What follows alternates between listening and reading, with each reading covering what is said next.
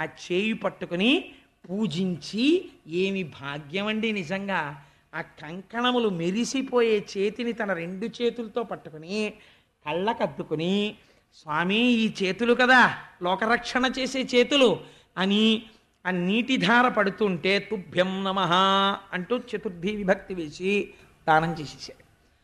దానం చేసేయగానే తెలుసు ఆయన నారాయణుడే.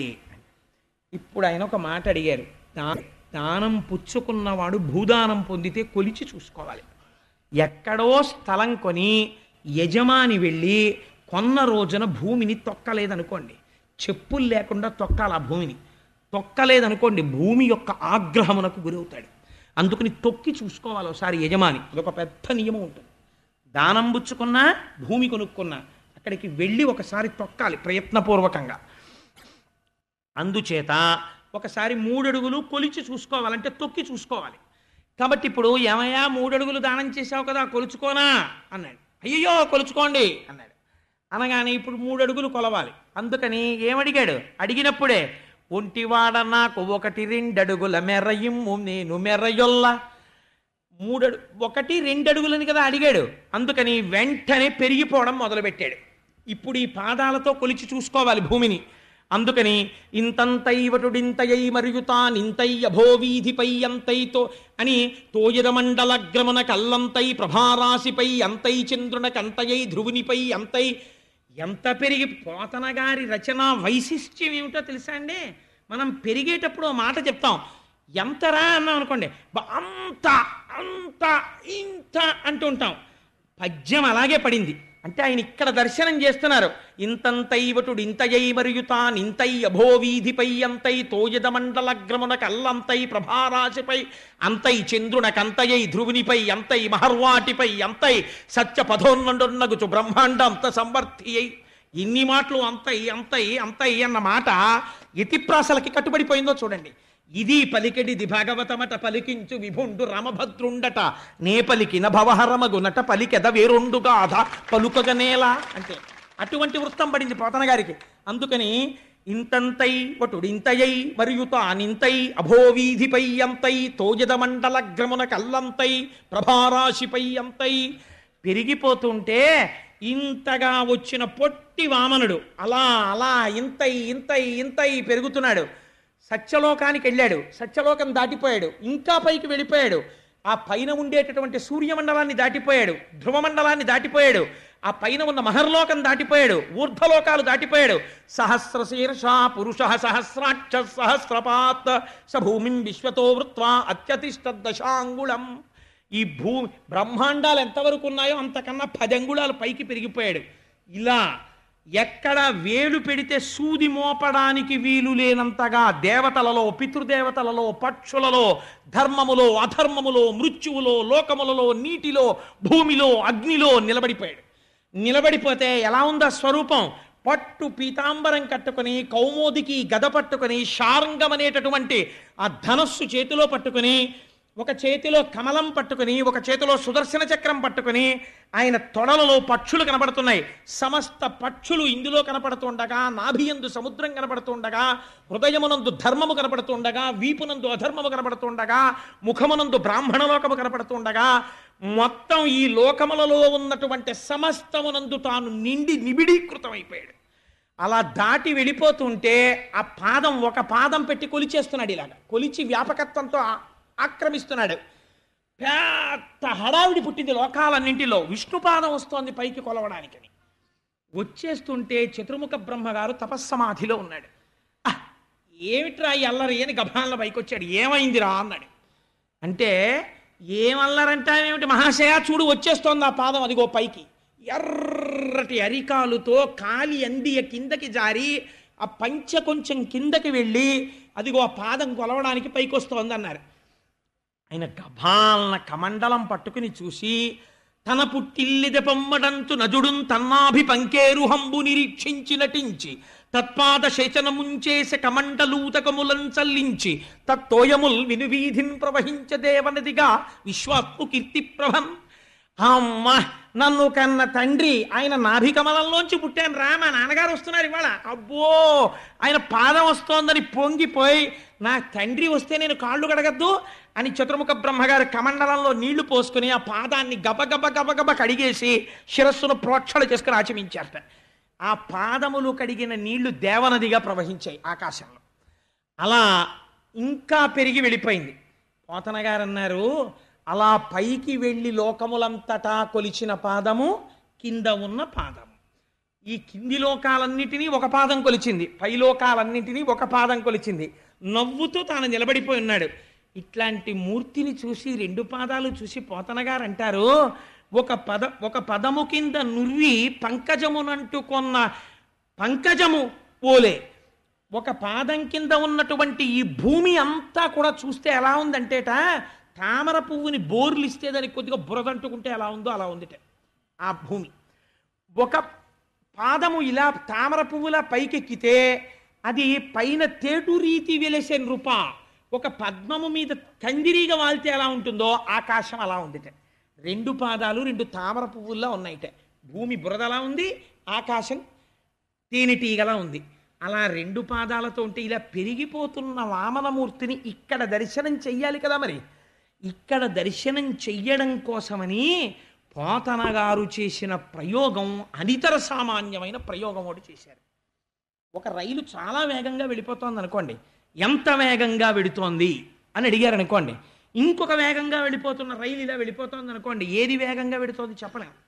కానీ ఒక రైలు ఆగిపోయింది అనుకోండి, రెండో రైలు వెళ్ళిపోతోంది అనుకోండి, ఆగిపోయిన రైలుతో పోల్చి వెళ్ళిపోతున్న రైలు యొక్క వేగాన్ని చెప్పచ్చు. మనం చిన్నప్పుడు కాలము వేగము లెక్కలు చేశాం కూడా. అందుకని ఇప్పుడు పోతన గారు అన్నారు, రవిబింబంబుపమింప పత్రమగు ఛత్రమై శిరోరత్నమై శ్రవణాలంకృతయై గళాభరణమై సవర్ణ కేయూరమై చివిమత్ కంకణమై కటిస్థల ముదంచఘంటయై నూపుర ప్రవరంబై పదపీఠమై వటుటుదా బ్రహ్మాండమున్నిండుచోన్. మొట్టమొదట వామనమూర్తి ఇలా పెరగడం మొదలు పెట్టగానే సూర్యబింబం ఆకాశంలోది రవిబింబంబుపమింప పత్రమగు ఛత్రమై. సూర్యుడు గుండ్రంగా ఉంటాడు, అన్ని గుండ్రంగా ఉన్నవే చూపిస్తారు. మొట్టమొదట ఆయన తల మీద గొడుగులో ఉందిటే, ఆ తర్వాత ఆయన తలది దాటి వెళ్ళిపోయింది. వెళ్ళిపోతే రవిబింబం ఉపమింప పత్రమగు ఛత్రమై శిరోరత్నమై తల దగ్గరికి వచ్చిందిట. తల మీద పెట్టుకున్న రత్నంలా మెరిసిందిట. గళాభరణమై ఇంకొంచెం పైకి వెళ్ళిందిట. కంఠంలో పెట్టుకున్నటువంటి ఆభరణం అయిపోయిందిట. చెవులకు పెట్టుకున్నటువంటి మకర కుండలంలా ఉందిట. ఇంకా కొంచెం స్వామి సూర్యుడిని దాటి పైకి వెళ్ళిపోయారట. వెళ్ళిపోయేటప్పటికీ ఉదంచఘంటయై నడుముకు పెట్టుకున్నటువంటి వడ్డాణానికి ఉన్న చిన్న గంటలా గుండ్రంగా అయిపోయిందిట. ఇంకా దాటారట. ఆయన పాదములకు పెట్టుకున్న అందెలా అయిపోయిందిట. ఇంకా దాటారట. ఆయన పాదాలు కింద వేసుకున్న గుండ్రపీటలా అయిపోయిందిట. అంటే ఇప్పుడు ఒక సూర్యబింబం గొడుగులా మొదలుపెట్టి రవిబింబంబుపమింప పత్రమగు ఛత్రమై శిరోరత్నమై శ్రవణాలంకృతయై గళాభరణమై సవర్ణ కేయూరమై చివిమత్ కంకణమై కటిస్థల ముదంచఘంటయై నూపుర ప్రవరంబై పదపీఠమై వటుడుదా బ్రహ్మాండమున్నిండుచోన్. బ్రహ్మాండములంతా నిండిపోయిన వామనమూర్తికి సూర్యుడు ఇలా మారిపోయాట. అలా నిండిపోయాడు లోకమంతా.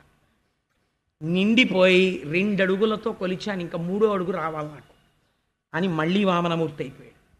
అయిపోతే అక్కడే కింద కూర్చుని వింధ్యావళి బలిచక్రవర్తి చూస్తున్నారు, ఏమి పెరుగుతున్నాడు రామహానుభావుడని.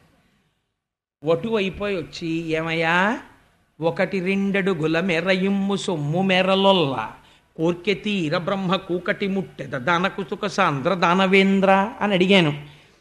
3 అడుగులు ఇస్తానని ప్రమాణం చేశావు, 1-2 అడుగుల 2 అడుగులు కొలుచుకున్నా, ఇంకో అడుగు ఏదని అడిగాడు. ఆయన అన్నాడు, బలిచక్రవర్తి సూనృతంబుకా నినుడువదు నా జింహ బొంకజాల నాకు బొంకు లేదు. నీ తృతీయ పదము నిజమునా శరమున నెలవు చేసి పెట్టు నిర్మలాత్మ. ఎంత గొప్ప మాట అండి నిజంగా బలిచక్రవర్తిది.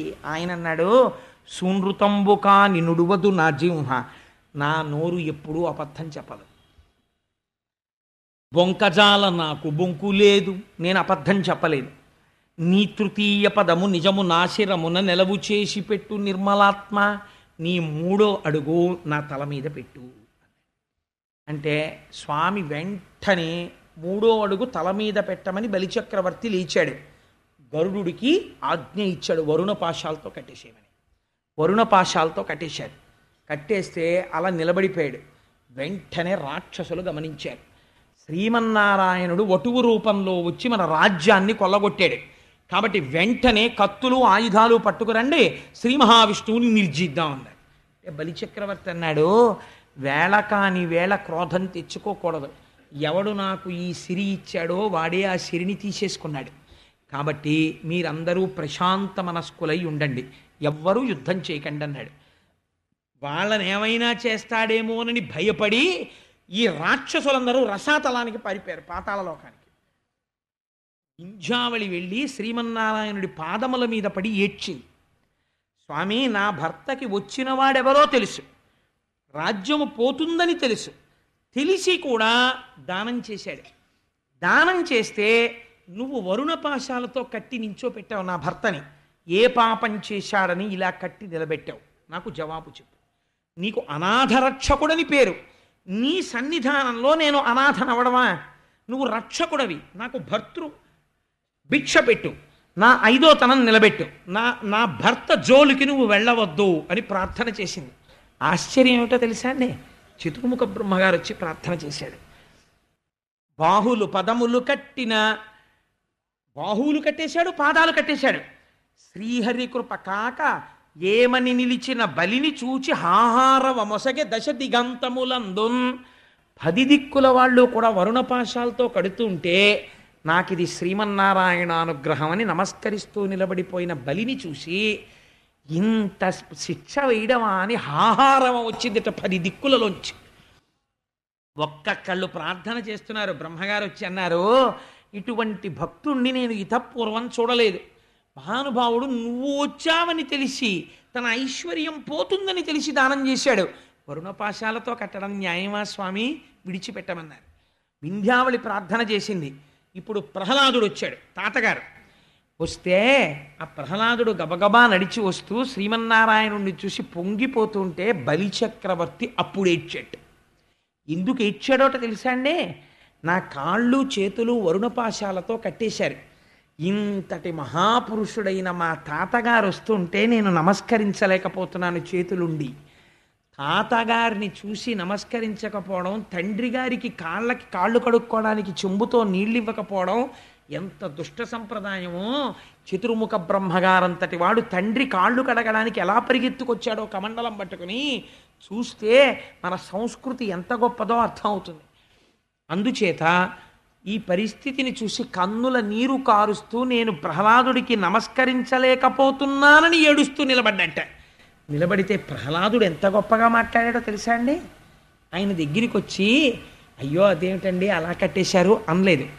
ఇతనికి మున్ను నీ వింద్రపదం విచ్చినేడు తిప్పుటయును నెరయమేలు మోహనాహంకృతి గర్వాంధ తమస వికారంబు దాని మాన్పి కరుణ రక్షించుటయు కాక శిక్షించుటే భగవద్భక్తునకు మహేంద్రత్వమేల నీపాదకమలంబు నియత కొల్చిన దాని పోలునే సురరాజ్య భోగపరత గర్వమేపార కన్నులు కానరావు చెవులు వినరావు చిత్తంబు చిక్కుపడును సేవలన్నీయుమరచు నీ మహిమ మాన్పి మేలు చేసితివి నీ మేరమేటి సూపి అన్నాడు.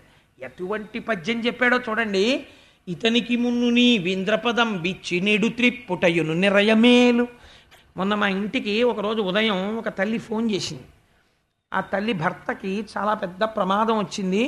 శరీరావయవములలో ఒక అవయవాన్ని తీసేశారట.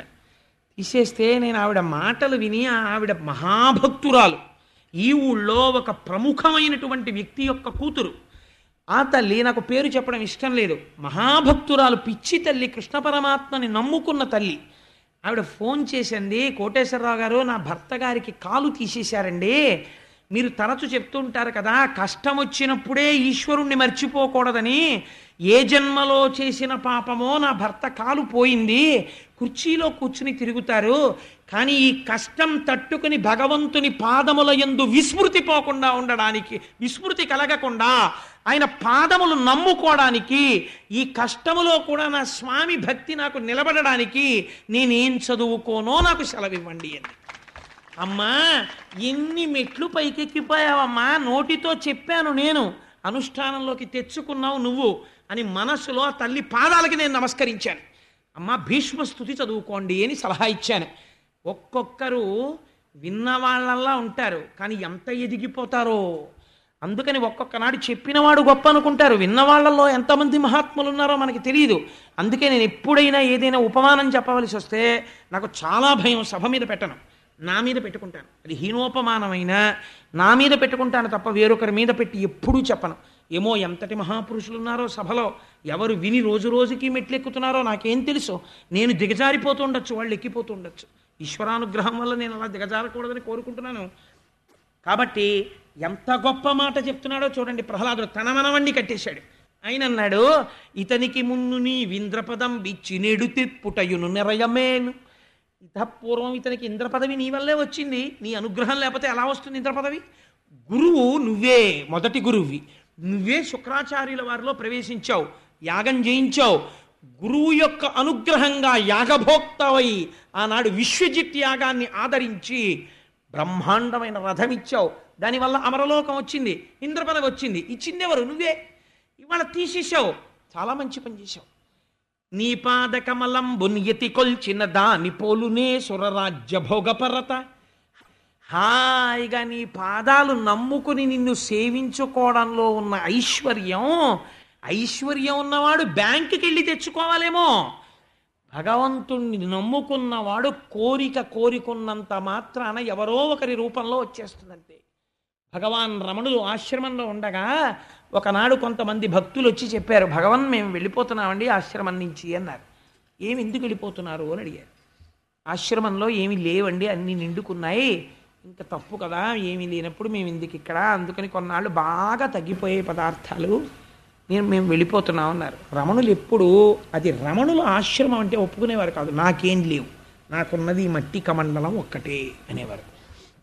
ఆయన అన్నారు, బయటికి వెళ్ళిపోతే పెట్టేవాడెవడో వాడు పెట్టాలనుకుంటే ఇక్కడున్నా పెడతాడు, ఇక్కడ దొరకనిది బయటికెడితే దొరుకుతుందనుకోవడం అవివేకం కాదా అన్నారు.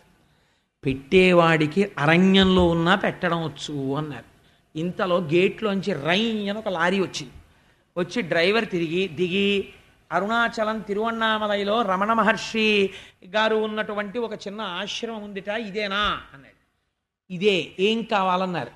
అక్కడెక్కడో దక్షిణ భారతదేశంలో ఒక మహానగరంలో ఒక మహాభక్తుడు ఈ రమణుల పట్ల భక్తిని పెంచుకున్నవాడు ఉన్నాడు. ఆయన స్వామివారికి 6 నెలలకి సరిపడ దినుసులు పట్టుకెళ్ళి దింపి రమ్మని వెనక తాను వస్తానని పంపాడు. లారీ తొందరగా వెళ్ళిపోవాలి, దింపేసుకోండి అని దింపి వెళ్ళిపోయాడు. ఆయన ఎవరని అడిగారు.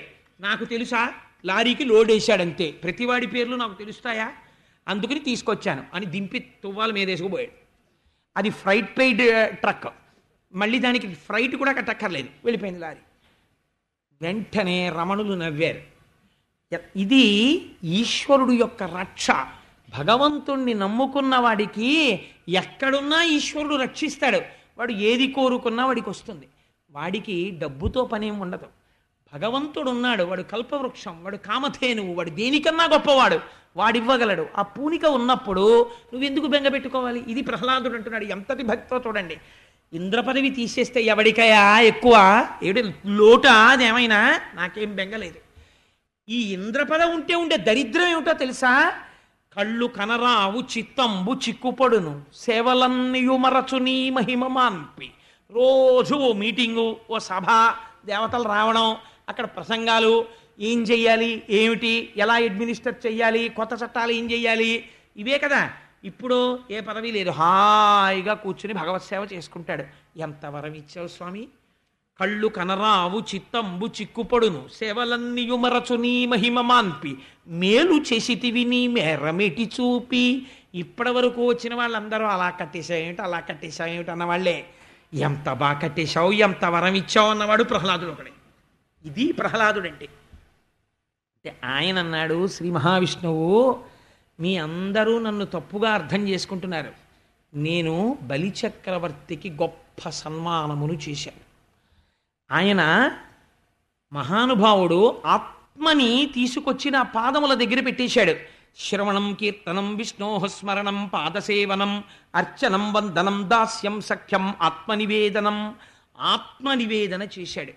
ఎంత మాత్రము తిరగబడకుండా కష్టమైన సుఖమైన ఇచ్చినా తీసినా ఉంచినా ఏదైనా నా స్వామి తప్ప నాకు వేరొక ఆధారము లేదని శరణాగతి చేసేసాడు. ఇటువంటి శరణాగతి చేసినటువంటి వాణ్ణి నేను పాడి చేస్తానయ్యా? నేను పాడి చేసేవాణ్ణి కాను. యవ్వని కరుణింప నిశ్చయించితివాని అఖిల విత్తంబునే నపహరింతు సంసార గురుమదస్తబ్దుడయ్యవ్వడు తెగడి లోకమునందు చెరించుచుండు వాడెల్ల కాలంబు అఖిలయోనులయందు పుట్టుచు దుర్గతి పొందు పిదప విత్త వయోరూప విద్యా బలైశ్వర్య కర్మ జన్మ గర్వముడిగి ఏకవిధమున విమలుడయ్యవ్వడుండు వాడు నా కొరకు రక్షింపవలయువాడు. ఎంత గొప్ప మాటో చూడండి. నా అంతటి వాణ్ణి నేను, నా అంతటి వాణ్ణి నేననుకుని అన్నటువంటి వాడు గర్వం చేత అనేక యోనులలో పుట్టి అనేక లోకాలలో తిరిగి తిరిగి తిరిగి తిరిగి ఏదో ఒక గర్వం, విత్త వయో రూప విద్యా బల ఐశ్వర్య గర్వ కర్మ జన్మ గర్వ ముడిగి.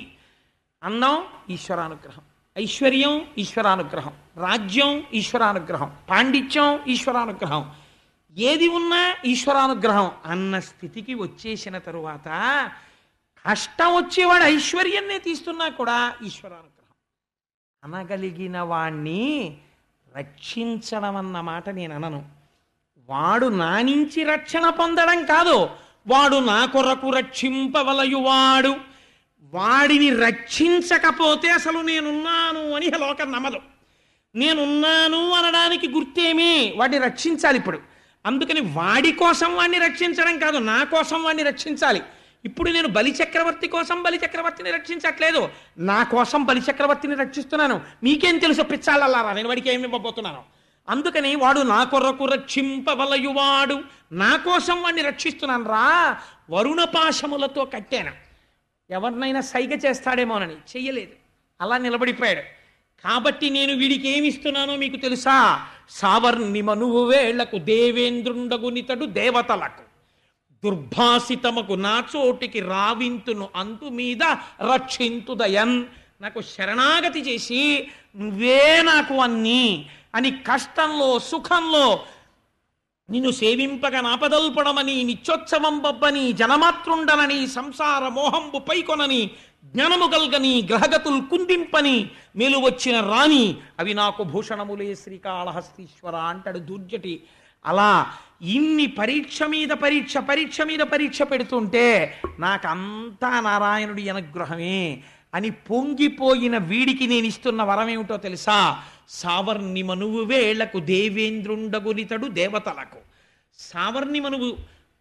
సావర్ణి మనువైనటువంటి కాలంలో ఇతన్ని నేను దేవేంద్రుణ్ణి చేస్తాను. ఆ తరువాత ఎవ్వరూ రానటువంటి ప్రదేశము, ఎవ్వరూ దర్శించని ప్రదేశము, కేవలం నిలబడి ప్రార్థన చేస్తే నా అశరీరవాణి వినపడుతుంది తప్ప నేను ఉన్న మూలమైన చోటుని ఎవరు చూడరో అటువంటి చోటుకి వీడిని రప్పించుకుంటాను, నాలో కలిపేసుకుంటాను. అప్పటి వరకు కూడా ఎక్కడుంచుతానో తెలుసా? దేవతలు కూడా ఎక్కడుండాలని కోరుకుంటారో అటువంటి సుతలలోకమనకంతటికి ఇతన్ని అధిపతిని చేస్తున్నాను. సర్వకాలముల యందు నా సుదర్శన చక్రం ఇతనికి అండగా ఉండి రక్షిస్తుంది. 10 దిక్కులను పరిపాలించేటటువంటి దిక్పాలకులు ఎవరూ కూడా బలిచక్రవర్తి జోలికి వెళ్ళడానికి వీలు లేదు. నా శాసనం ఇది, వామన శాసనం. అటువంటి వాడై ఆ సుతలలోకంలో రోగాలు కాని ఆకలి కాని దప్పిక కాని ఏమీ ఉండవు. ఆనందంతో బలిచక్రవర్తి యందు దోషమేమి మరి అంటే ఎర్రసిరాతో మీరు అండర్లైన్ చేసి జ్ఞాపకం పెట్టుకోండి. మరి శిక్ష ఎందుకు పడింది అంటే దుర్జన సాంగత్యం ఉన్నది. లోపల ఎంత గొప్పవాడైనా చాలా కాలము రాక్షసులతో కలిసి తిరిగాడు, కానీ ఇవాళ సజ్జనుడై మనస్సుని నిలబెట్టుకున్నాడు. కాబట్టి భృగువంశ సంజాతులైనటువంటి బ్రాహ్మణులతో కలిసి తిరగడంలో ఆయనకి ఈశ్వరుడంటే ఏమిటో అర్థమైంది ఇప్పుడు. కాబట్టి ఈ తిరిగినటువంటి ఫలితానికి ఇంత గొప్ప వరం ఇస్తున్నాను. రాక్షసులతో కలిసి తిరగడం వల్ల మనస్సులో ఉండిపోయిన నేను దానమిస్తున్నానని ఉండిపోయిన చిన్న ఆభిజాత్యానికి వరుణపాశాలతో కట్టాను. కానీ అతను చేసిన శరణాగతికి అతన్ని సుతలలోకానికి అధిపతిని చేసి సావర్ణి మనువు వేళకి ఇంద్రుణ్ణి చేసి తదనంతరము నాలో కలుపుకుంటాను అని ఆయన దగ్గర పుచ్చుకున్నటువంటి స్వర్గలోకాన్ని అదితి ఆ రోజు కోరింది కాబట్టి ఇంద్రుడికి తమ్ముడిగా పుట్టాను, ఇవాళ నుంచి నన్ను ఉపేంద్రుడని పిలుస్తారు. ఇంద్రుడి తర్వాత పుట్టినవాడిని, ఇంద్రుడికి తమ్ముణ్ణి. ఇంద్రుడు ఆయనకి కాలి గోటికి చాలడం, అటువంటి వాడికి తమ్ముడని పిలిపించుకుని పొంగిపోతున్నాడు. నన్ను ఉపేంద్రుడని పిలుస్తారు. వామనుడి లాంటి తమ్ముళ్ళుంటే అన్నలు పొందని సుఖాలే ఉంటాయి. తను సంపాదించిన రాజ్యంలో భాగం అడగకుండా ఇంద్రుడికి ఇచ్చేశాడు. ఇంద్రుడు రాజ్యాభిషిక్తుడై మళ్ళీ స్వర్గాన్ని పొందాడు. అమ్మకి ఇచ్చినటువంటి వరాన్ని పూర్తి చేశాడు. తాను మళ్ళీ శ్రీమన్నారాయణ పథాన్ని చేరుకుంటూ ఒక మాట చెప్పాడు. ఎవరైతే ఈ వామనమూర్తి యొక్క కథని వింటున్నారో, అద్భుత వర్తనుడ గుహరి సద్భావితమైన విమలమైన ఈ లీల వినువాడుద్భుత వర్తనుడైతు దకుద్భాసిత లీల పొందునుత్తమగతులన్, ఎక్కడైనా పితృకార్యాలు చేయకపోతే వామనమూర్తి కథ వింటే వాళ్ళు సశాస్త్రీయముగా పితృకార్యము చేసినట్టే. ఎక్కడైనా ఉపనయనం చేస్తే ఆ ఉపనయనంలో తెలిసి కాని తెలియక కాని ఏమైనా దోషాలు దొల్లి ఉంటే ఆ ఉపనయనము పరిపూర్తి అయి ఆ బ్రహ్మచారి గాయత్రీ మంత్రం చేసుకోవడానికి పూర్ణమైన సిద్ధిని పొందాలంటే వామనమూర్తి యొక్క కథ వినాలి వటువు. అది తర్వాత ఎవరు ఈ వామనమూర్తి కథ వింటున్నారో అటువంటి వారి పాపములను దహించి ఊర్ధ్వలోకముల యందు నివాసమునిస్తాను. వారికి లక్ష్మీ కటాక్షము కలుగుతుంది, వాళ్లకున్న దుర్నిమిత్తములన్నీ పోతాయని సాక్షాత్తుగా భగవానుడే ఫలస్థుతిని చెప్పినటువంటి పరమ ప్రఖ్యాతమైనటువంటి ఈ ఆఖ్యానాన్ని ఇవాల్టి రోజున మనం చెప్పుకోగలగడం భగవంతుని యొక్క నిర్హేతుక కృపాకటాక్ష వీక్షణముగా భావిస్తూ, రేపటి రోజున మనం నవమ స్కంధంలోకి ప్రవేశించి మరొక అద్భుతమైనటువంటి ఘట్టాన్ని, ఎన్నో తెలుసుకోవలసినటువంటి మెలికలు ఉన్నటువంటి ఘట్టాన్ని పేరు చెప్పకుండా దాస్తూ రేపటి రోజున ఆవిష్కరిస్తాను. ఓ ఎక్కడో నీకు కృష్ణానుగ్రహం ఉందయా, ఎక్కడో గాయత్రీమాత అనుగ్రహం ఉంది, అందుకే ఉపనయనం చేసుకోగానే వామనమూర్తి కథ వినగలిగావు. ఇవాళ మాకు సంబంధించినంత వరకు శ్రీమన్నారాయణుడవై వటువై సభలోకి వచ్చి కూర్చున్నావు కాబట్టి నిన్ను నారాయణ స్వరూపంగా భావించి నమస్కారం, వటువుగా భావించి నీకు ఆశీర్వచనం చేస్తూ గాయత్రీ మంత్రాన్ని విడిచిపెట్టకుండా, జీవితంలో సంధ్యావందనం మానకుండా ప్రతిరోజు సంధ్యావందనాన్ని చేసుకుని బ్రాహ్మణుడవై శర్మవై బ్రాహ్మణ తేజస్సుని పొంది లోకమునకంతటికి చెట్టులా నీడవై 10 మందిని ఉద్ధరించేటటువంటి అదృష్టము నీకు వామనమూర్తి అనుగ్రహముగా కలుగుగాక అని స్వామి పాదములు పట్టి ప్రార్థన చేస్తూ, అమ్మా అందరం ఒక్కసారి నామం చెప్దాం. అందులో ఇవాళ వామనమూర్తి కథ విన్నాం మనం. సహస్రనామ గోవింద గోవింద హరి గోవింద గోకులనందన గోవింద ప్రసన్నమూర్తి గోవింద గోవింద హరి గోవింద గోకులనందన గోవింద కాంచనాంబరధర గోవింద గోవింద హరి గోవింద గోకులనందన గోవింద జనార్దనమూర్తి గోవింద గోవింద హరి గోవింద గోకులనందన గోవింద నందనందన గోవింద గోవింద హరి గోవింద గోకులనందన సీతానాయక గోవింద గోవింద హరి గోవింద గోకులనందన గోవింద పాప వినాశక గోవింద గోవింద హరి గోవింద గోకులనందన గోవింద పాహి మురారే గోవింద గోవింద హరి గోవింద గోకులనందన గోవింద బిల్వపత్రార్చిత గోవింద గోవింద హరి గోవింద గోకులనందన గోవింద జగత్సాక్షి రూప గోవింద గోవింద హరి గోవింద గోకులనందన గోవింద వామనమూర్తివి గోవింద గోవింద హరి గోవింద గోకులనందన గోవింద ఆశ్రితపక్ష గోవింద గోవింద హరి గోవింద గోకులనందన గోవింద శేషాద్రి నిలయ గోవింద గోవింద హరి గోవింద గోకులనందన గోవింద శ్రీనివాస శ్రీ గోవింద గోవింద హరి గోవింద గోకులనందన గోవింద శ్రీ వెంకటేశ గోవింద గోవింద హరి గోవింద గోకులనందన గోవింద విహితమ విహితం వా సర్వమేత్తక్షమస్వ శివ శివ కరుణాబ్ధే శ్రీ మహాదేవ శంభో సర్వం శ్రీ ఉమామహేశ్వర పరబ్రహ్మార్పణమస్తు. స్వస్తి. ఎవరైతే ఈ వామనమూర్తి యొక్క కథని వింటున్నారో అద్భుత వర్తనుడగు హరి సద్భావితమైన విమలమైన ఈ లీల వినువాడుద్ధత వర్తనుడైతు దకుద్భాసిత లీల పొందునుత్తమగతులన్. ఎక్కడైనా పితృకార్యాలు చేయకపోతే వామనమూర్తి కథ వింటే వాళ్ళు సశాస్త్రీయముగా పితృకార్యము చేసినట్టే. ఎక్కడైనా ఉపనయనం చేస్తే ఆ ఉపనయనంలో తెలిసి కాని తెలియక కాని ఏమైనా దోషాలు దొల్లి ఉంటే ఆ ఉపనయనము పరిపూర్తి అయి ఆ బ్రహ్మచారి గాయత్రీ మంత్రం చేసుకోవడానికి పూర్ణమైన సిద్ధిని పొందాలంటే వామనమూర్తి యొక్క కథ వినాలి వటువు. అది తర్వాత ఎవరు ఈ వామనమూర్తి కథ వింటున్నారో అటువంటి వారి పాపములను దహించి ఊర్ధ్వలోకముల యందు నివాసమునిస్తాను.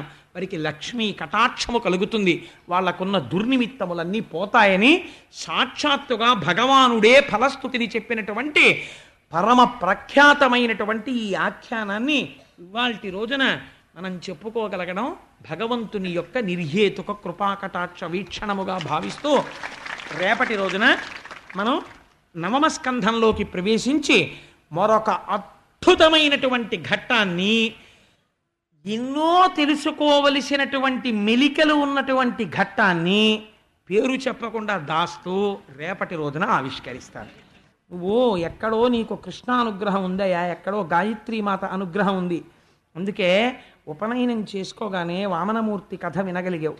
ఇవాళ మాకు సంబంధించినంత వరకు శ్రీమన్నారాయణుడవై వటువై సభలోకి వచ్చి కూర్చున్నావు కాబట్టి నిన్ను నారాయణ స్వరూపంగా భావించి నమస్కారం, వటువుగా భావించి నీకు ఆశీర్వచనం చేస్తూ గాయత్రీ మంత్రాన్ని విడిచిపెట్టకుండా, జీవితంలో సంధ్యావందనం మానకుండా ప్రతిరోజు సంధ్యావందనాన్ని చేసుకుని బ్రాహ్మణుడవై శర్మవై బ్రాహ్మణ తేజస్సుని పొంది లోకమునకంతటికి చెట్టులా నీడవై 10 మందిని ఉద్ధరించేటటువంటి అదృష్టము నీకు వామనమూర్తి అనుగ్రహముగా కలుగుగాక అని స్వామి పాదములు పట్టి ప్రార్థన చేస్తూ